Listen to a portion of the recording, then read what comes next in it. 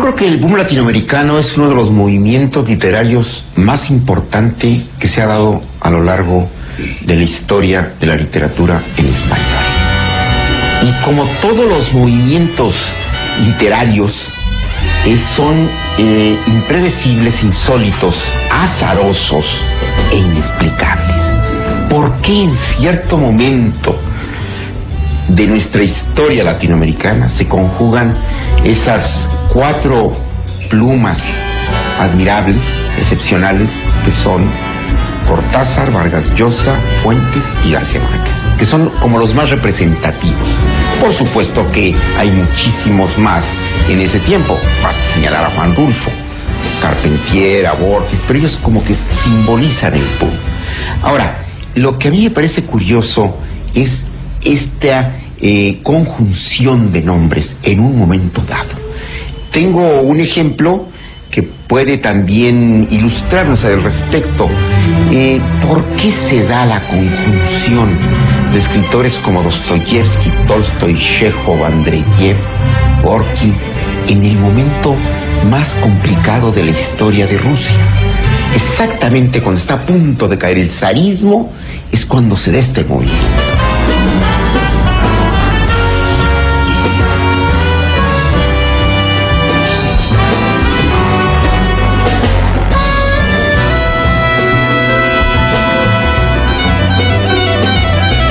Como todos sabemos, es parte del fenómeno de los años 60.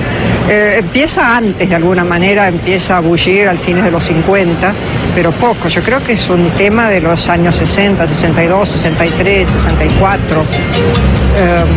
Se arma también en parte alrededor de la invasión, la toma de Cuba por Castro, del 60.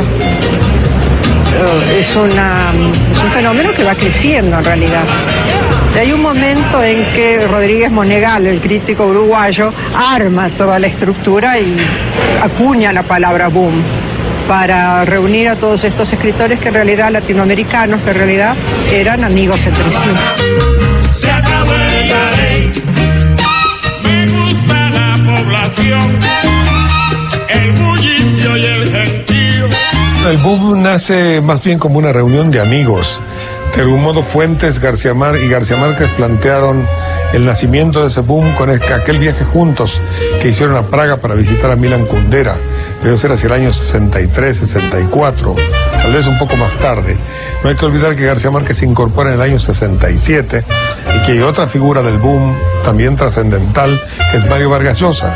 Eran muy jóvenes todos, compartían casi la misma tanda generacional. Y ese tipo de amistad derivó en un fenómeno que impresionó mucho a los editores y que creó un éxito instantáneo, sobre todo porque por primera vez los lectores de América Latina descubrieron que tenían una literatura propia, que les hablaba a ellos. Grandes masas analfabetas en América Latina empezaron a leer a los autores del boom. Yo tenía una empleada doméstica en Caracas que no sabía leer, pero se sabía las 10 primeras páginas de 100 años de soledad de memoria. O sea que el boom influyó de algún modo en los hábitos de lectura, en la vida de las gentes, a través de estos 4 autores centrales y una serie de otros astros menores, digamos, de esa constelación.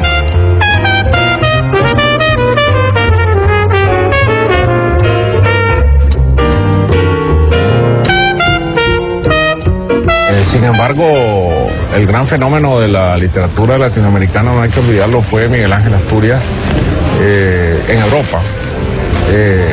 Y el hecho que ambos inventaron eso que se llama el realismo mágico, que se matriculó como el realismo mágico, y son escritores que tuvieron lectores, como decía, sobre todo en Francia. Pero este fenómeno universal de la literatura latinoamericana hacia otros idiomas, hacia Europa, viene a darse hasta los años 60. Antes, novelas como Doña Bárbara, de Rómulo Gallegos, como Segundo Sombra, eran más novelas hacia América Latina que hacia afuera. Si bien eran muy disímiles los que estaban escribiendo, había una especie de empatía entre ellos, muy interesante, una solidaridad, un compañerismo.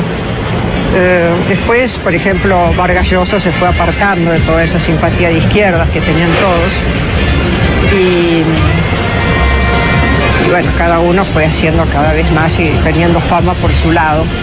Pero ese momento de agrupación que también sucede en Barcelona. Barcelona se había convertido un poco en el centro del boom, quizá porque allí vivía Carmen Balcells, que fue la gran agente literaria que le dio un impulso a este movimiento. Y lo interesante para mí es cómo encaran el lenguaje, cómo encaran la literatura desde otro ángulo.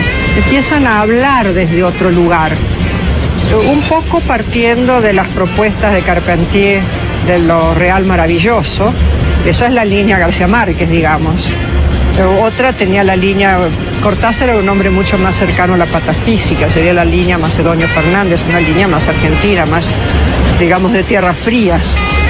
Hay un boom de montaña, que es el de Vargas Llosa, hay un boom de trópico, que es el de Gabo, hay un boom de la metrópolis, de aquello que casi no tenía literatura metropolitana, que es Carlos Fuentes y México, ¿no? México, Carlos hace una literatura urbana muy interesante, y esta polifonía, él crea esa polifonía.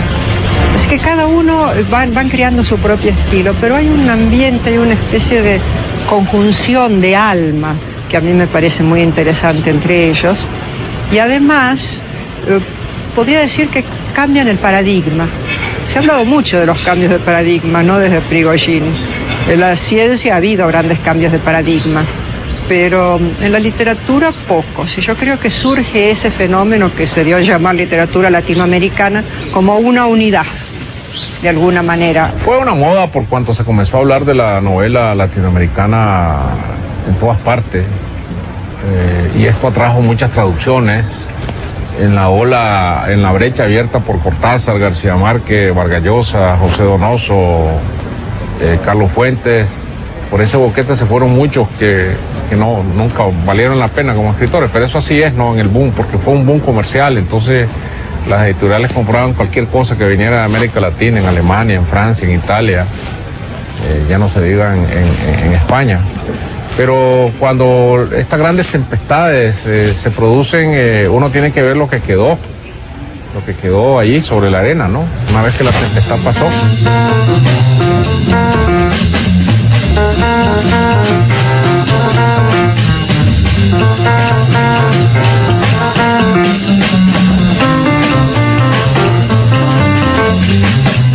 Bueno, no, por desdicha no merecería serlo. Hay otros argentinos muy famosos, Carlos Gardel, por ejemplo, Eva Perón, por ejemplo, Maradona, desdichadamente, tiene más fama que Cortázar, Borges probablemente sea más conocido universalmente que Cortázar, pero Cortázar está entre los argentinos más ilustres, más ricos, más dignos y sobre todo, uno de los hombres con mayor calidad humana que la Argentina tuvo. Un gran defensor de los derechos humanos y un escritor brillantísimo e innovador de la literatura.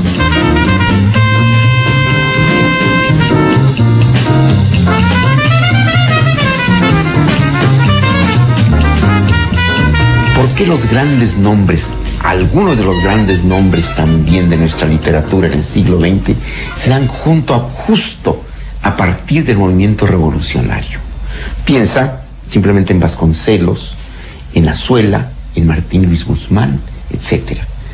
Entonces, tal parece que la literatura tiene que ver con los momentos críticos que se viven en los pueblos, en las ciudades y quizá en el planeta mismo.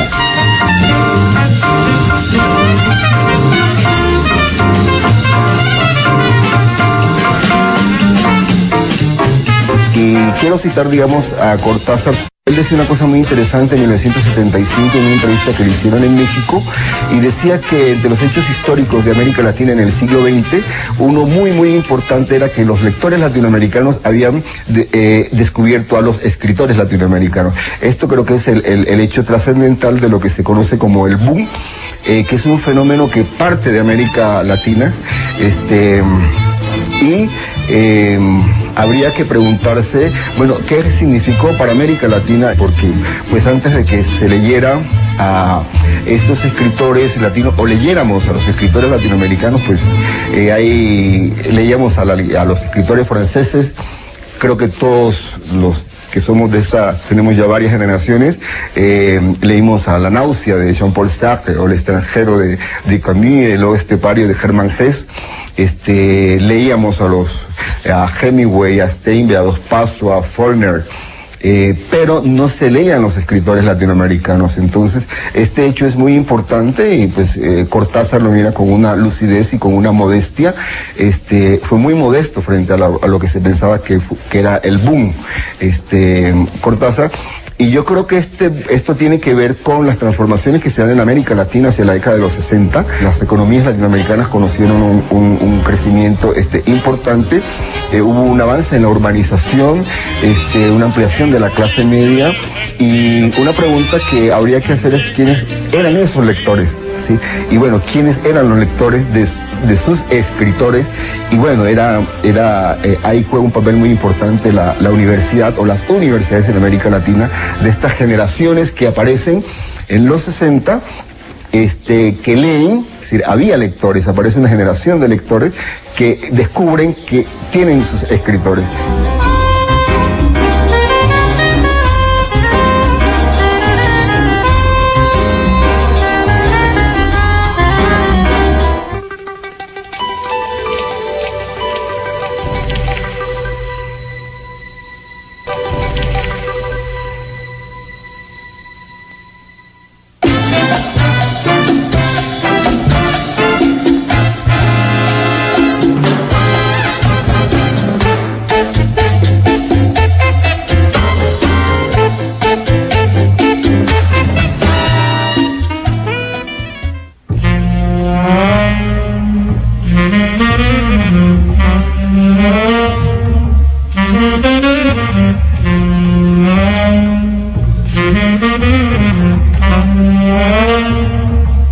Cuando yo no soy tan joven, es decir, mis raíces literarias y la literatura que yo siempre admiré fue la literatura anglosajona. Para empezar, los dramaturgos isabelinos, fuertemente Shakespeare, y después la literatura norteamericana contemporánea en una amplia escala, digamos, desde Walt Whitman hasta los actuales. Leía mucha poesía, pero mi atención estaba concentrada en Hemingway, en Scott Fitzgerald, posteriormente en Jack Kerouac. Es decir, que encontraba en todos estos autores características narrativas que en la literatura latinoamericana vigente en la época no hallaba. Es decir, un relato concreto, un relato que podía ser muy profundo, pero la profundidad o el viaje a esta profundidad era inducido por una superficie tensa, dinámica. La literatura latinoamericana que leía en el colegio me parecía divagatoria, ambiciosa en un sentido totalizador, pontificadora, y con un lenguaje que estaba muy alejado a lo que yo sentía como el lenguaje de la vida. Por lo tanto, la literatura latinoamericana no me apasionó en esos momentos.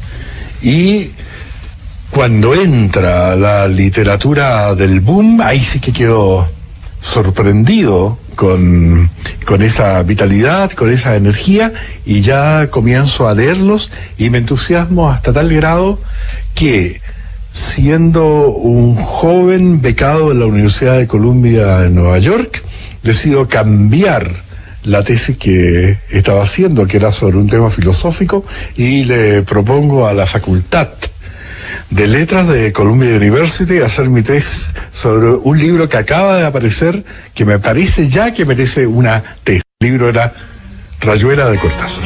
Rayuela fue un deslumbramiento, de un amor a primera vista. Acá también hay gente que todavía lo recita de memoria, páginas enteras. Sí, Cortázar fue uno de los nervios vitales del boom. Pero como te digo, no fue un hombre tan dado a la fama, ni a las entrevistas, ni a los medios. Le interesaba menos. Y fue un hombre muy cercano a las revoluciones. Yo tengo que me regaló Bud Flake, el tan lamentado también, el que fue marido de Claribel Alegría, la escritora salvadoreña que vivía en Nicaragua. Ellos estaban muy cerca de la revolución nicaragüense. Y hubo un momento en que había maniobras militares norteamericanas en la frontera del Nicaragua con Honduras. Entonces entró el ejército sandinista, se puso en la frontera ahí para impedir, por supuesto, y tratar de evitar esa invasión, y fueron escudos humanos. Y Cortázar se puso de escudo humano y se lo comieron los mosquitos y volvió enfermo. Estaban en la selva, era un hombre frágil. Y se aguantó todos esos largos días que les caían obuses. Borges no conoció la fortuna sino hacia el final de su vida. Le llegó muy tarde, cuando tenía 60 años, le dieron un premio en Europa, el premio Formentor, junto con Beckett, que lo descubrió mundialmente. Tardó muchísimo. Hay dos grandes momentos en la literatura. El momento de la profesionalización del escritor, a fines del siglo XIX, comienzo del XX, cuando a través del periodismo los grandes escritores como Martí, Darío, Gutiérrez Nájera, comienzan a recibir dinero por lo que escriben. Antes nadie recibía dinero por lo que escribía. Y luego el momento en que alcanzan el gran contacto masivo que sucede en los años 60 con el boom latinoamericano. Son los dos grandes momentos, los saltos en la profesionalización del escritor. El entorno, el medio, no estaba preparado para ello. Finalmente, es la gran pregunta que podemos hacernos. Si no hubiera existido Shakespeare, ¿alguien tenía que haber escrito el Hamlet? ¿O tuvo que existir Shakespeare para que se existiera el Hamlet?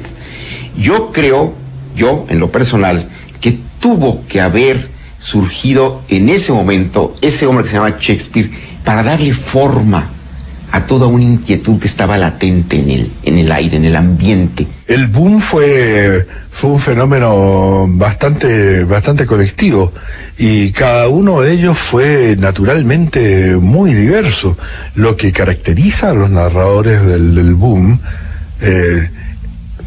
cada uno con su mundo, que podemos entrar a ver en qué consistía su fuerza y su valor. Era una preocupación absolutamente profesional por la técnica literaria y por la exploración de nuevas técnicas narrativas.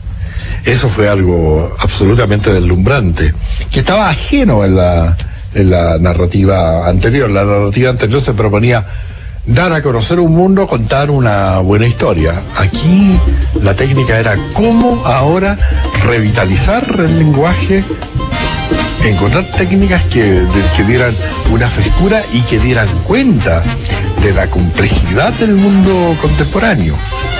Entonces, paralelamente a mi interés por Cortázar, vino el deslumbramiento por García Márquez, vino el hechizo total también por Vargas Llosa, por los cuentos de los jefes, Los cachorros y La ciudad de los perros. La obra inaugural, que estos fueron los autores en los cuales yo más me moví. Al mismo tiempo, con la tremenda energía de estos escritores, que era un prodigio, de 3 escritores que coincidían en un momento en que el libro ya no era un objeto artesanal, sino que caía en manos de una industria editorial realmente moderna que surgía en España y lo lanzaba explosivamente a todo el mundo. Al mismo tiempo, este auge, este alzamiento, esta excitación que llevaban adelante estos líderes, atraían al centro, le daban visibilidad a escritores que habían quedado con una fama un poco más provinciana. Bueno, fue realmente una cosa de mucho entusiasmo La ciudad de los perros. No te digo que antes no habíamos leído literatura peruana, pero desde ese momento yo creo que uno lo lee con mucho entusiasmo. Y alguien del Buda tenemos olvidado, y que es de Guadalajara, es Fernando del Paso. Cuando se leyó José Trigo, fue un éxito. Mirá que es un libro difícil, es un libro grande, es un libro arduo, maravillosamente bien escrito. El éxito que tuvo José Trigo en la Argentina fue asombroso. En cambio, la literatura trabaja más bien con el inconsciente, al grado de que, como decía Cortázar, le gustaba pensar que su literatura iba del inconsciente al papel, pasando lo menos posible por el consciente. O sea, es un material que surge de otra parte, a veces de una parte onírica, a veces de quizá los sueños de una comunidad. La literatura que se da en ese momento, como puede ser la de Carlos Fuentes, yo no entiendo mi identidad personal como mexicano si no fuera, en parte, por haber leído La región más transparente. O sea, te permite aclararte cosas de dónde estás, de dónde vienes, a dónde vas, en tanto una inevitable condición como es la de ser mexicano, cosa que no podemos evitar y que me parece muy bien, me da mucho gusto y mucho orgullo, pero que están allí gracias a que escritores como él, como muchos otros, como Rulfo también muy especialmente, te permite entenderte más. Digamos que la función de la literatura es no ser sino un espejo, pero un espejo que te refleja a profundidad.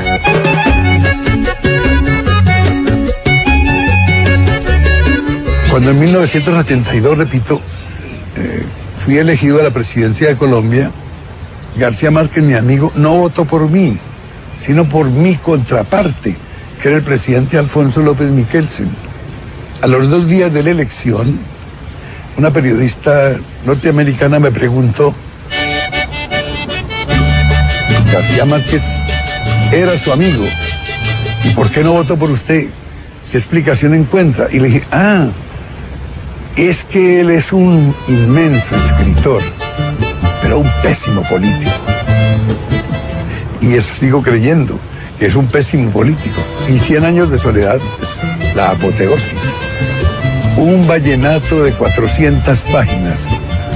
Porque los compositores vallenatos son juglares, como los juglares de la Edad Media, que andaban por los pueblos tañendo el laúd e improvisando sus canciones, improvisando sus poesías. En las canciones vallenatas siempre se cuenta un cuento, siempre se relata una historia.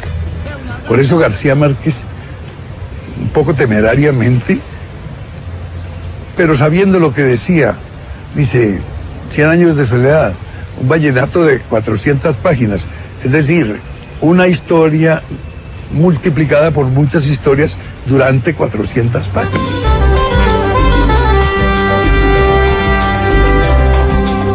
Primero, todos ellos son intelectuales globales, no en el sentido de que son escritores de la globalidad contemporánea, y el término global tiene ahora otra connotación. Son intelectuales totales, íntegros, son escritores capaces de, y agreguemos Carlos Fuentes, por favor. Ese Carlos Fuentes está en la primera línea junto con ellos en todos sus libros.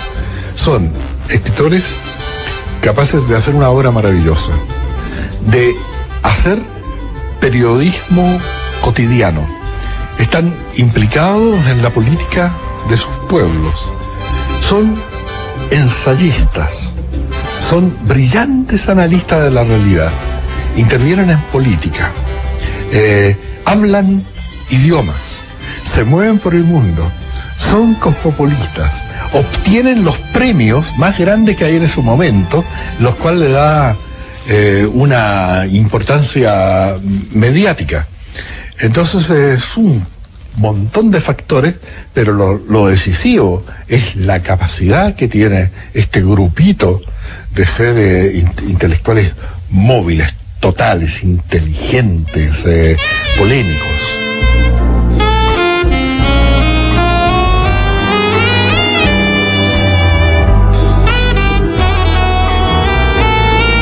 Bueno, Fuentes es un hombre que está constantemente dando su voz y levantando su voz para hablar de la injusticia en el mundo.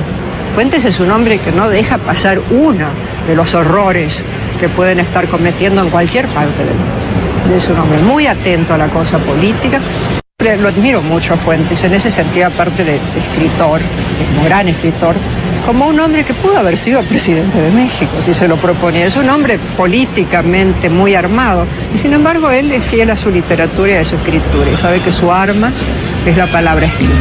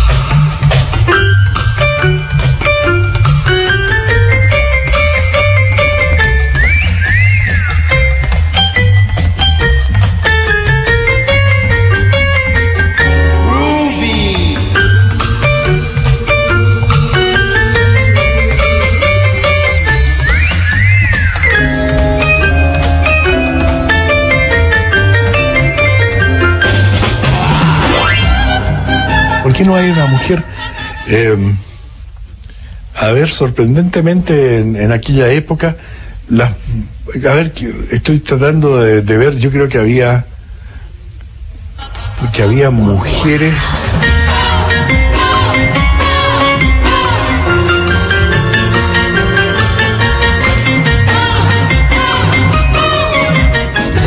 No, en realidad no, pensando así, improvisándolo, no encuentro alguna explicación. Estoy viendo, por ejemplo, que en Chile, claro, estaba Victoria Campo, Gabriela Mistral había obtenido el premio Nobel de Poesía, pero era poesía, y el boom no fue un fenómeno poético. Pablo Neruda, por cierto, que era una entidad cuyos caminos iban por la fama, hacia la fama mundial, iban tanto por la poesía como por la política, como la mitificación que tuvo este hombre en vida como el poeta de los poetas, ¿no? El portavoz de todo un continente. ¿Por qué no hubo una mujer?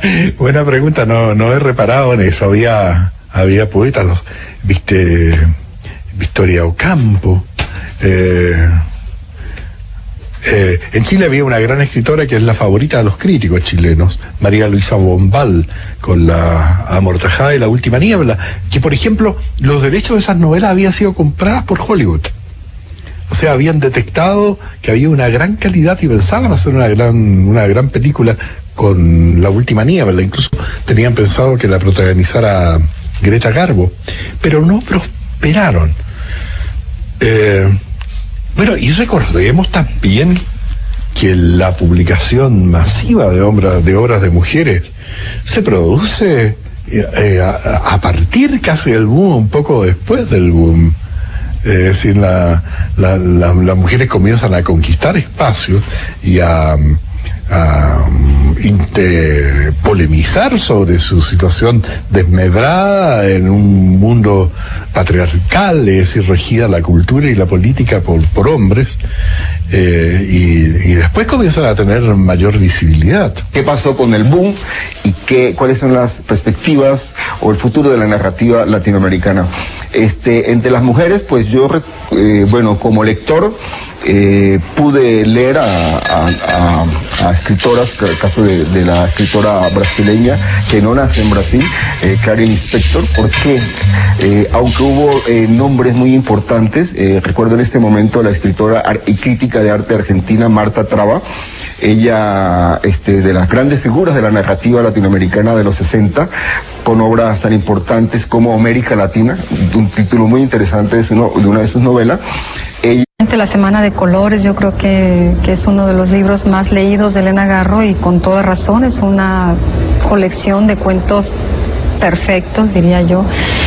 La muerte de Felipe Ángeles también es una gran obra de teatro. No, yo pondría a Elena Garro como una gran escritora, sin duda, no solamente mexicana, yo diría que a nivel latinoamericano es una gran escritora. Elena Garro, Clarice Lispector, Silvina Ocampo, María Luisa, la chilena, Bombal. Es decir, había gente muy valiosa, y sin embargo no entran en lo que nosotros llamamos el boom, porque en ese aspecto de la mercadotecnia.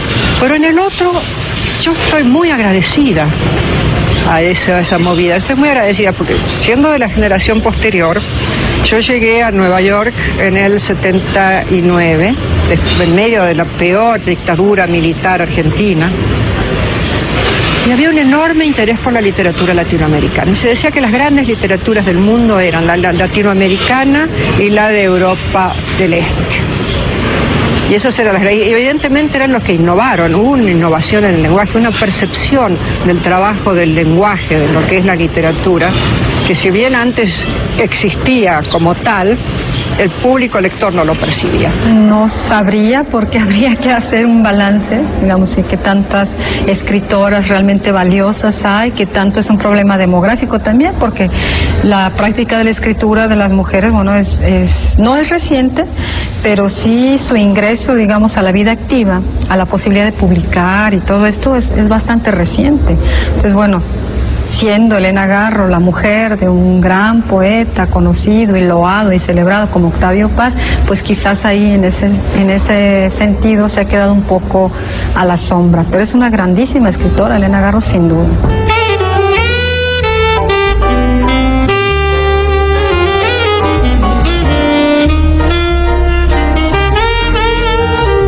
Mi modelo fue Carlos Fuentes.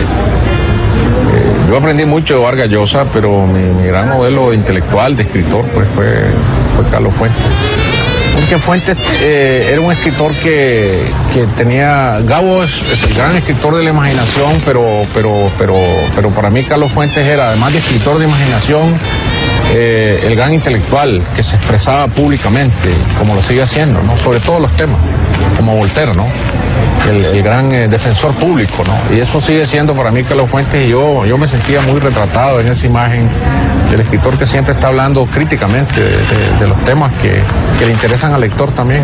Rayuela es una novela sinfonía, es una novela mundo, es una novela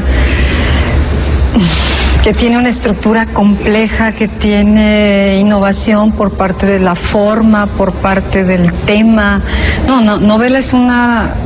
Rayuela es una novela única, irrepetible, y la puedes leer infinitas veces porque siempre será diferente. Bueno, yo no digo que este no fuera un fenómeno de minoría. Los fenómenos culturales son siempre de minoría. No es que todo el mundo todos los jóvenes anduvieran con un ejemplar de Rayuela debajo del brazo, pero la minoría que transformó después la literatura, la minoría que fue a las revoluciones después, era lectora de Cortázar. Sí, en estos años decisivos 60, y era lectora no solo de Rayuela, sino de historias de cronopios y de fama. Ser cronopio se volvió algo imprescindible para alguien que tuviera una ansiedad por transformar el mundo, o estuviera convencido de que era necesario romper con lo establecido. De manera que de aquí es la gran influencia que tiene Cortázar. Y Vargas Llosa es otro analista de la realidad latinoamericana. No lo digo en menoscabo del analista que es Carlos Fuentes. Yo creo que cada quien a su manera y con su estilo, con su manera de enfocar esa realidad latinoamericana, cada uno a su manera, ambos son analistas muy profundos de esa realidad, y yo creo que son imprescindibles en la apreciación de la realidad contemporánea latinoamericana.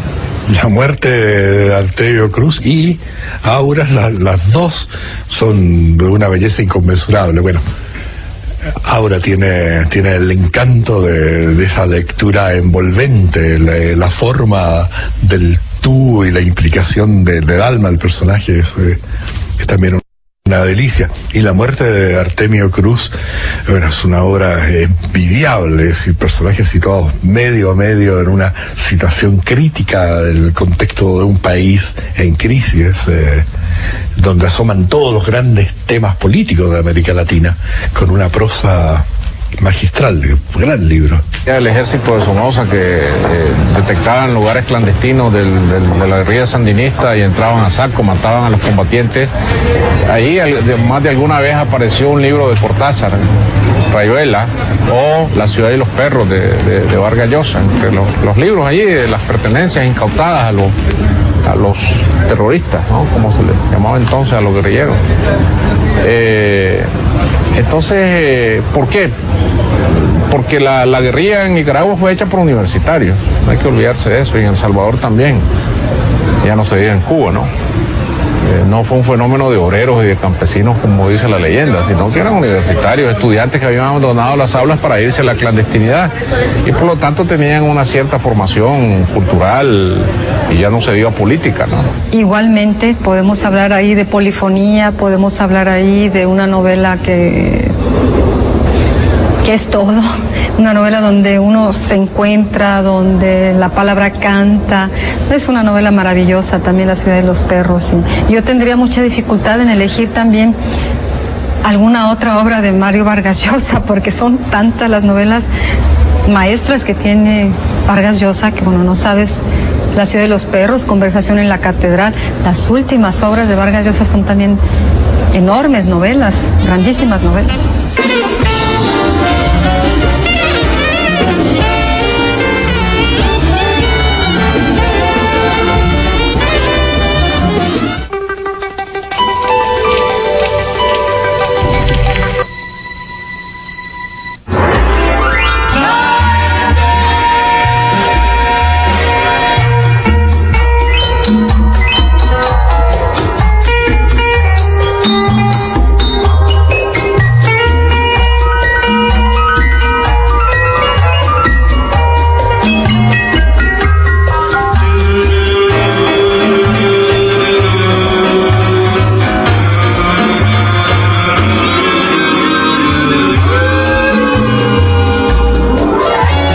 Que el gran fenómeno es haber hecho que los latinoamericanos empezáramos a ver, a interesarnos en la literatura latinoamericana. Te voy a contar una anécdota. Un día llegó un profesor de aquí, de la Facultad de Economía, porque estamos en la Facultad de Economía, y me dijo, préstame un libro, un amigo mío. Y le digo, ¿y cómo qué quieres leer? Y me dijo, lo que sea, pero que sea de un latinoamericano. Es decir, este interés del público por sus escritores, creo que eso es lo fundamental que ellos dejan, ¿no? Desde luego, pues bueno, hay muchos imitadores de García Márquez, digamos, o se han dejado secuela, no exactamente solo en la imitación, ¿no? Por ejemplo, el oficio de Carlos Fuentes, yo creo que muchos escritores se han visto en el espejo de Fuentes, en su responsabilidad para escribir, su manera profesional que tiene de enfrentar la tarea del escritor, ¿no? O, por ejemplo, el compromiso de Cortázar, etcétera, ¿no? Yo creo que ellos fueron, lo que deja un escritor es muy difícil cuantificarlo, ¿no? Luego, aparte, queda soterrado y aparece allá alguna cosa después, ¿no? Por ejemplo, García Márquez dice de otro escritor con quien está en deuda, dice, cuando yo leía a William Faulkner, el escritor norteamericano, supe que quería ser escritor, ¿no? Ahí está, aunque yo pienso que la influencia fundamental de García Márquez es la Biblia, definitivamente, ¿no? Creo que hay una crisis de lectores. Yo creo que ya no se está leyendo, es decir, parece que ya no hay lectores en esto, y esto tiene que ver con qué es lo que ha pasado en América Latina, y tiene que ver también con la cuestión de la crisis en la educación, ¿no? Y que esta crisis que ha vivido la región, ya no hay lectores. Es decir, ¿qué pasa? Y esto es muy importante desde el punto de vista, digamos, de un mercado editorial. Yo creo que la situación en el caso de México también he visto de una forma con preocupación por las editoriales. Pero paralelo a ello, pienso que sí hay una producción y se está hablando de una nueva geografía de la novela que tiene que ver con América Latina, y estoy pensando en gente que escribe en los Estados Unidos. El exilio, lo que sería la literatura del exilio, que estoy hablando de escritores puertorriqueños, de escritores cubanos, incluso escritores colombianos, y que también están escribiendo en inglés, ¿sí? Es otro fenómeno interesante de la literatura latinoamericana, que se da en el contexto de una nueva geografía donde, como creo que lo señalaba el escritor japonés Kenzaburo Oe, de las narrativas periféricas, ¿sí? Ya no es solamente América Latina, sino que ya hay una narrativa en Asia, una narrativa en África. Bueno, el boom latinoamericano lo que hace, y esta es una proeza que verdaderamente es una proeza de tal magnitud que por la eternidad no se le puede quitar la gloria a estos escritores, porque aquí haya generaciones fastidiadas con esto, con lo otro, o porque quieren imponer a autores más jóvenes que les gustan. Es decir, piensa que el camino es rebajar, digamos, la grandeza de estos escritores que son absolutamente maravillosos. Pero lo que logra concreta y fuertemente el boom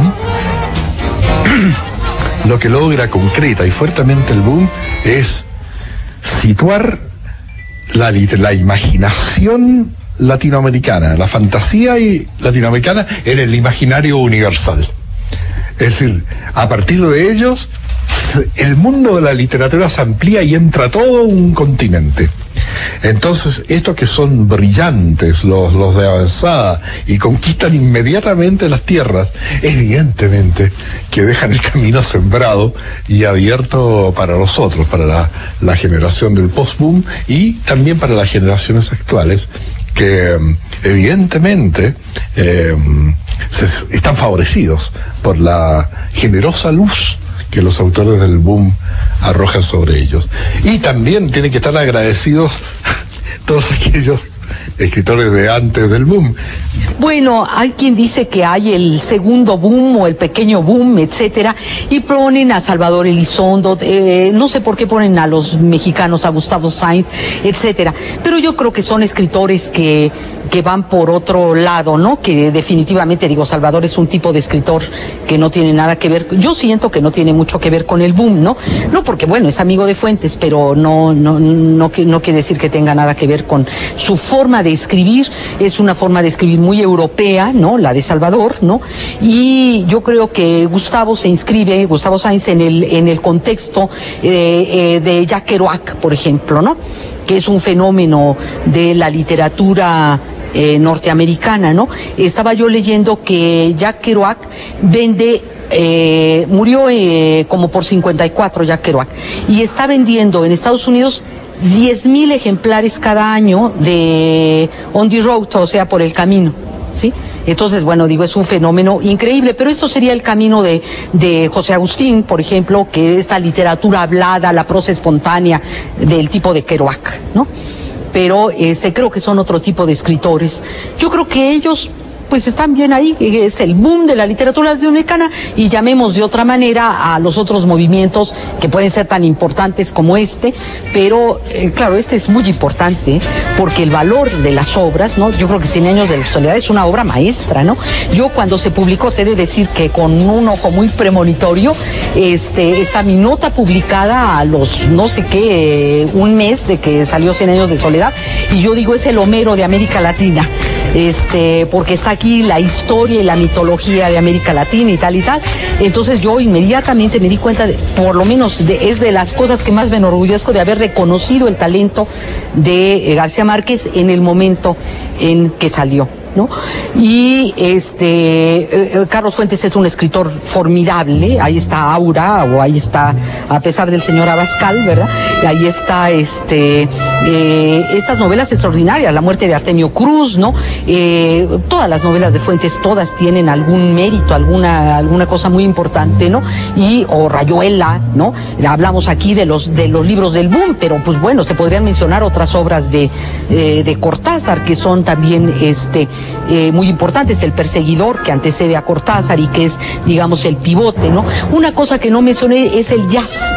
El jazz es una cosa muy importante para Cortázar, y Rayuela está hecha en la forma del jazz, y se me vino a la mente porque la literatura de Kerouac también va a tener esta mística, ¿no? Es esta improvisación, está también en Cortázar el budismo zen y esas cosas, ¿no?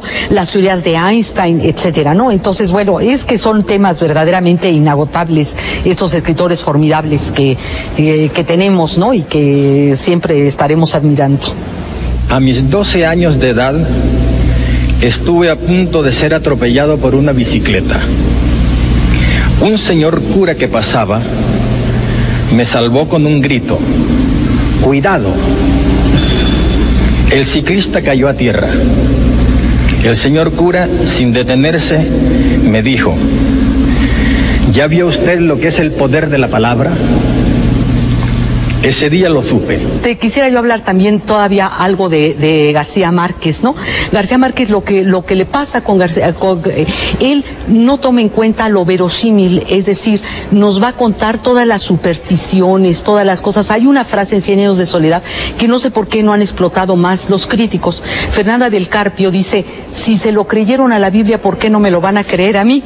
Y efectivamente es lo que hace, si se lo creyeron a la Biblia o se lo creyeron a las supersticiones, ¿por qué no me lo van a creer a mí? Y entonces aparece el mal de ojo, las formas voladoras, todas estas cosas fantásticas, ¿no? Y existe, sabemos que 100 años de soledad se crea a partir de la imagen del hielo. Este es un hecho real de la vida de García Márquez. Su padre lo lleva a conocer el hielo y ahí nace lo que no nace, por supuesto está antes de la novelística. Ahí nace, sí nace 100 años de soledad, pero apoyado en el punto de vista. Llega el niño y con ojos nuevos ve el hielo y se le hace algo maravilloso, es una especie de diamante, algo que brilla, algo que da frío, algo que da calor, o sea, quema el hielo y al mismo tiempo es frío, es algo portentoso, insólito. Y entonces uno comprende que lo maravilloso no está solo en el objeto, sino en esta maravilla que puede aportar el que lo está viendo, en este caso la mirada de un niño, ¿no? Todo esto está muy relacionado, te decía yo, con la Biblia y tira a la borda lo verosímil García Márquez, ¿no? Es decir, Remedios la bella abuela, en el taller de uno de los Buen Día, todos los días son lunes, el tiempo gira en redondo, en el caso de Úrsula tiene la posibilidad de la quinesis, mueve sus utensilios de cocina, y ese es otro aspecto de García Márquez, porque la quinesis no está usada para, o sea, mover los objetos con la electricidad o la vista, no sé qué, lo utiliza para cocinar más rápido. O sea, lo convierte en algo cómico, ¿no? Pero fundamentalmente es una relación con lo verosímil, creo yo, que es uno de los elementos fundamentales de García Márquez. Y el tema del incesto, que es un tema eterno en la literatura y que está dado ahí, y que por cierto está basado en un hecho real, porque los abuelos de García Márquez eran primos hermanos. Y seguramente él oyó desde niño estas cosas de que no se deben de casar entre primos hermanos porque es pecado o una cosa así. El boom fue una obra de amor, ¿eh? Yo creo que el boom despertó esta pasión en la literatura. Cada escritor en sí aisladamente han despertado. Dostoyevsky despertó grandes pasiones.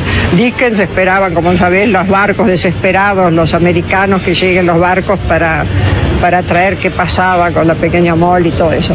Pero esta cosa así global de lo que es la literatura en sí, no la literatura de fulano, de perengano, sino el hecho literario, el acto de escribir, el acto de leer, que son una y la misma cosa, si lo vemos bien. Yo creo que el boom no lo inventó, pero sirvió para acuciarlo, para darle más vitalidad.